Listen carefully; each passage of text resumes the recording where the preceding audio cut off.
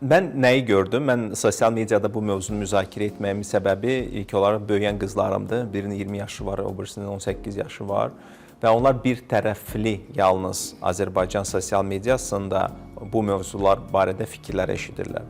Travmalı, cavan və çox da cavan olmayan qadınlar tərəfindən kişilərə qarşı etibarsızlığı və nifrətin yayılmasını görürlər.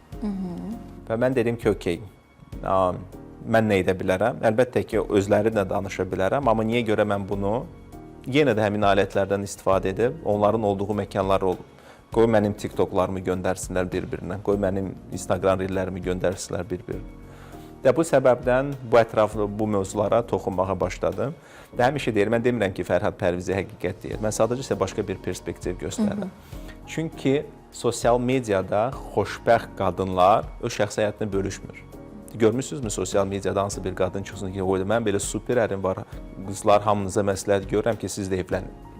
Çünki oturubdur, öz gözəl həyatını yaşayır, öz uşaqlarına baxır, əlinə baxır, özünə baxır.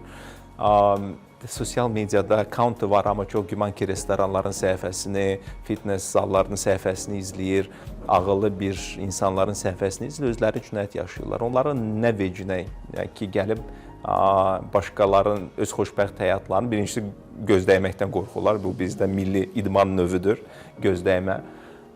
Və ikincisi də vaxtları da yoxdur. Yəni, xoşbəxt insan həyatını yaşayır, neynir? Başı özünə qarşı. Kimi tanıyırsınız xoşbəxt qadın, sosial mediada otursun və qızları düzgün istiqamətləndirsin.